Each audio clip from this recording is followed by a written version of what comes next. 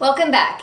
In today's video, I'm going to teach you something that will help you improve your speaking quickly. These 7 rules for intonation will help you feel more comfortable when you're speaking English, will help people understand you better, and will help you understand other people too. Before we get started, let's talk quickly about what intonation is.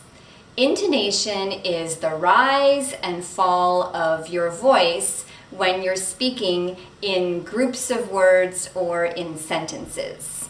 So we're not specifically talking here about word stress, where your voice will go up on a stressed syllable, but rather we're thinking of how the voice rises or falls over groups of words or entire sentences. And intonation is important because native speakers use it as a signal that they need to notice that there's a question or that they have to make a choice. I know this in my own personal experience because when I had kids, I noticed that when I used intonation to ask a question, they would turn their head and try to listen to what I was saying because they realized that the voice going up or down indicated that they needed to listen and then provide an answer. There are a few rules for intonation, but they're worth learning, partly because they're not very hard to learn, and also because it really will help you to take your speaking to the next level.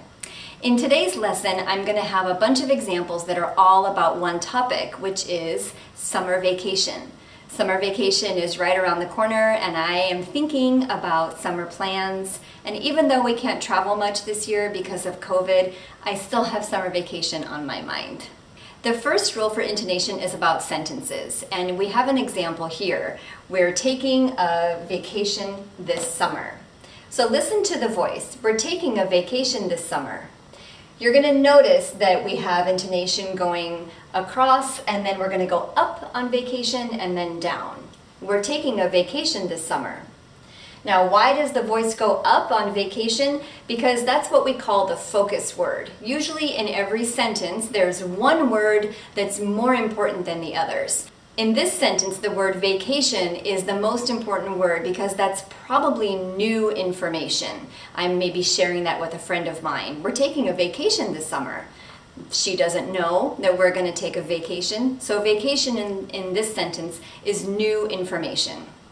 And what we do is we make the voice go up sort of extra high and it's extra strong on that stressed syllable. And then the rest of the sentence is going to go down. If my voice falls at the end of the sentence, it indicates that that sentence is finished. The second rule is for sentences as questions. So often in speaking, we take a sentence and we turn it into a question. This is especially common in speaking, and we do it with our voice, like this. We're not taking a vacation this summer. We're not taking a vacation this summer. That voice going up is super important because it indicates that I'm asking a question and the other person needs to respond. This is a yes-no question, so the answer would be yes we are or no we're not.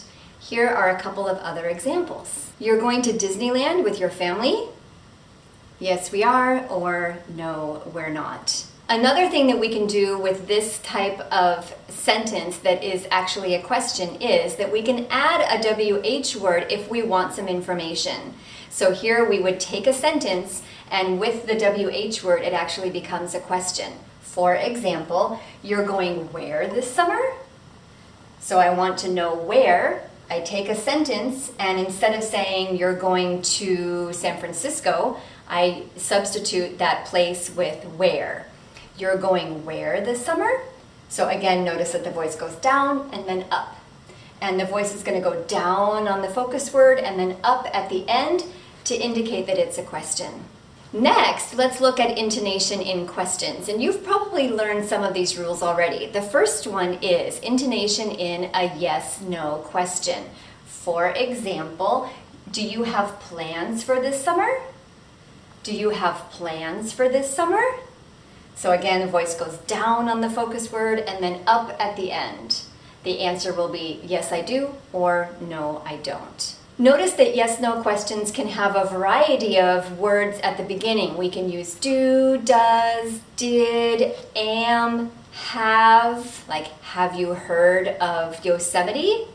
We can also use modal verbs like can, should, would, could, and all of these are going to be yes/no questions, so the answer will be yes or no. The next kind of question is a WH question, and WH questions start with a WH word. When, where, who, what, why, how. What we do for these is we go up a little bit on the WH word, and then we go up on the focus word and then down. When does your summer vacation start? When does your summer vacation start? The answer is going to be in June or in 10 days. Another example can be, how long will you be gone? How long will you be gone? Again, gone, up and then down. The next rule for intonation can be used when you don't hear someone or you don't understand someone. And this one is a little bit tricky. So first, we have to think about a conversation. For example, I ask, how many days of vacation will you have? So that's a WH question, voice going down. And then the other person responds, 10. And then I realize that I didn't hear him or her, so I ask, how many? So again, listen to the conversation. How many days of vacation will you have? 10. How many? In the second one, for example, where are you going to go? Lake Tahoe. Where? So I didn't hear you or I didn't understand you. This is super common when we don't hear someone and we say, what? Or what was that? In the next one, we're going to use intonation in a question to indicate that there's a choice. For example, are you going to stay in a hotel or go camping? Are you going to stay in a hotel or go camping? Now notice that even though this looks like a yes/no question, it's not a yes/no question. It's a choice question because the person needs to choose hotel or camping. They have to choose one. This is a really common question that we get at the store. Do you want paper or plastic? Referring to the type of bag that you want. Or if you go to a restaurant, for here or to go? Super common questions, and it indicates a choice with the voice going up on the first one and down on the second one. If there are 3 choices, you go up, up, and then down on the last one. So notice in this question that when you hear that choice intonation, you're not going to answer yes or no, you're going to answer by choosing one of them. Do you want paper or plastic? Paper, please.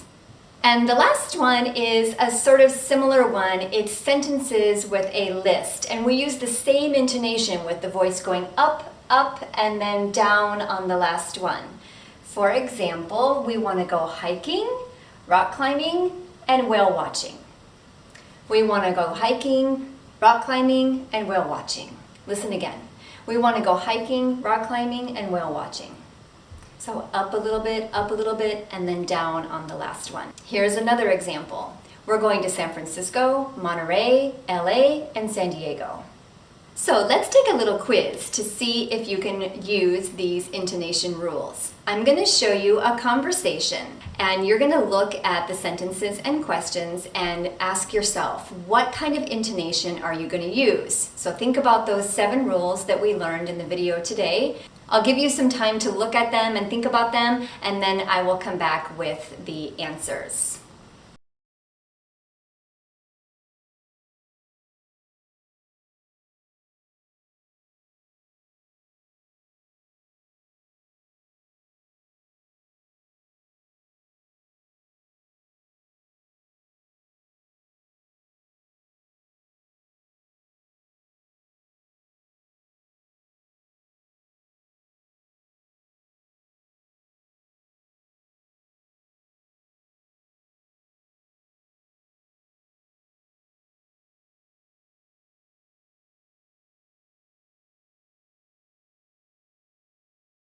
Are you taking a vacation this summer? Yes, we're going to Redwoods National Park. How long will you be gone? About a week. How long? About a week. Are you going to drive or take the train? Drive. What are you going to do there? We're going to go hiking, see the redwood trees, and spend a day at the beach. You're gonna camp? No, we're staying in a hotel. That's it for today. I hope that these rules of intonation will help you to feel more comfortable in conversation and that it will also help you to understand people more easily. If you enjoyed this video, please don't forget to give it a like and make sure that you're subscribed. I so appreciate your support. And let me know in the comments below if you have any questions. Thank you so much, and I'll see you next time.